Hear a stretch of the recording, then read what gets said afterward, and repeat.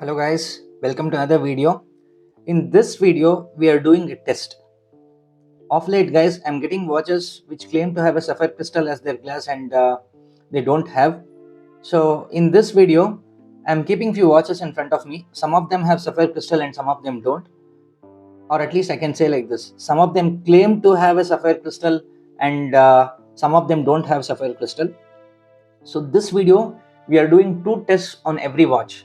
One is a water droplet test, and another is using a diamond selector tool. Let's do the water droplet first on all the watches, and then I will use the diamond selector tool on everything.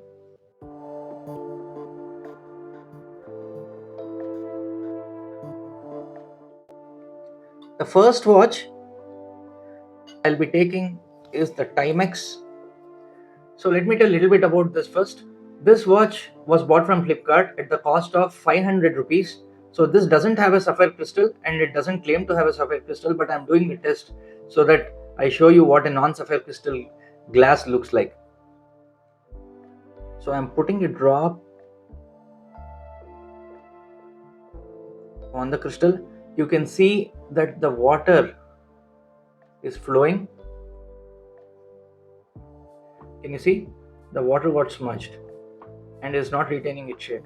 So this doesn't have a sapphire crystal, and this is how a glass which is not sapphire looks like. So let's keep this aside. Next up, I'm taking the Timex Empera Sapphire. So this has a sapphire crystal, guys. Let's check if that is true. Can you see? The water droplet retains its shape and it is still retaining shape. It's not getting smudged. This passed the water droplet test. Now next I'm taking the Franklord. This poor watch has passed sapphire crystal test multiple times, and I'm doing it again.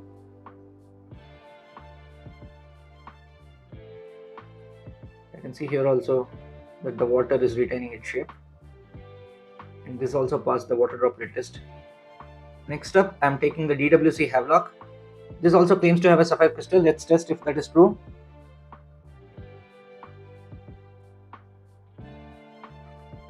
Again, you will see that the water droplet retains its shape, and this has also passed the water droplet test. Next, I will take the Argos Apollo 3.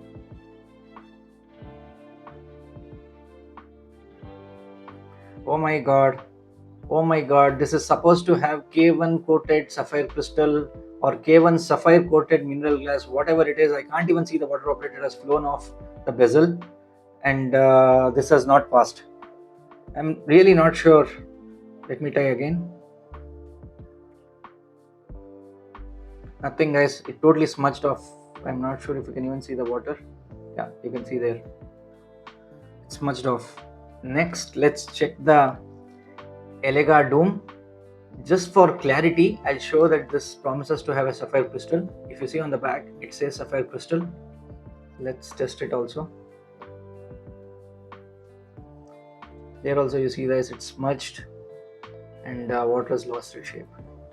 This also has failed the water droplet test. Next up, I'm taking the diamond selector tool.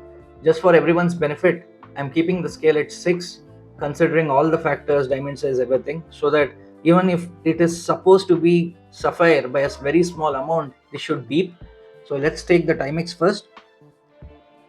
This shouldn't be beeping ideally. There's nothing here. There's no sound. The scale has not gone up. So this is not a sapphire. That's proved.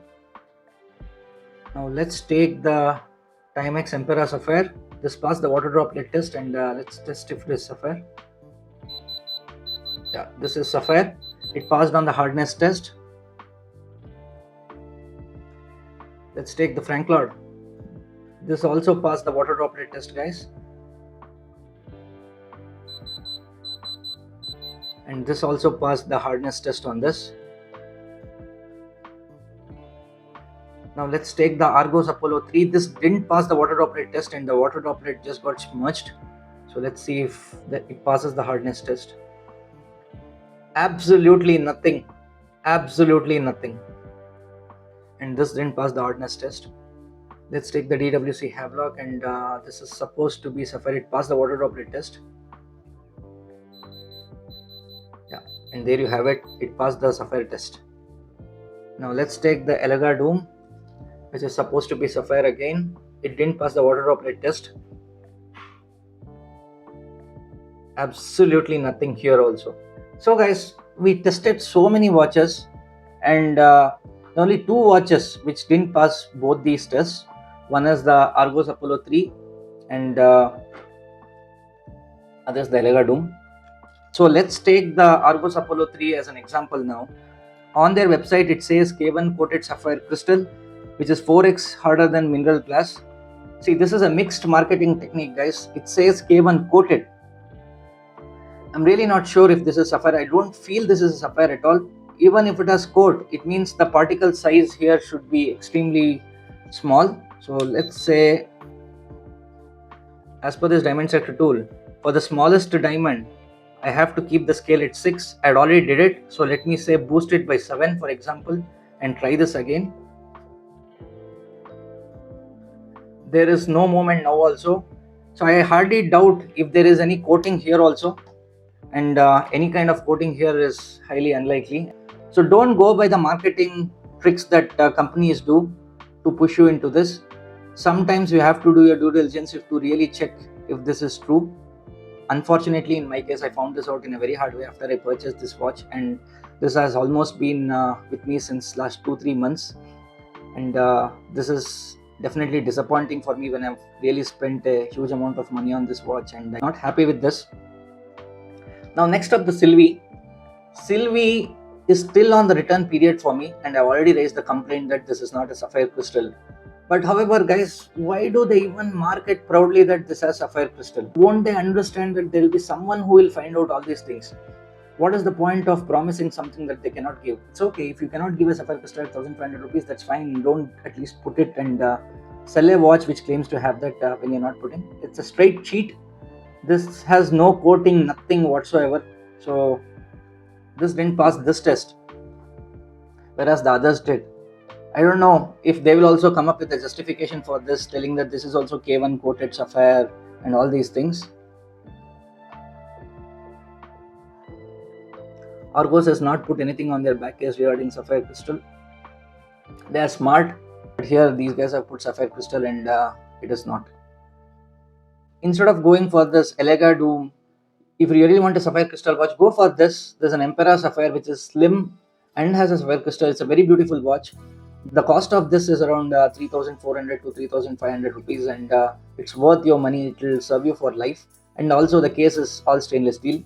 You probably would have seen a video on this channel also on this watch.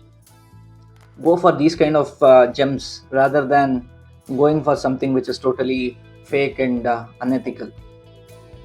If these kind of videos are really helping you to decide and pick the right watch, let me know in the comment section. And also I would appreciate if you can subscribe to the channel if you're first time on this channel. If you feel this video is informative, share it with your friends and family or with anyone who is looking to buy a watch, and probably this will help them decide on which watch to buy. So that's it for this video, guys. Stay safe, stay away from all these scams, and I'll catch you in the next one.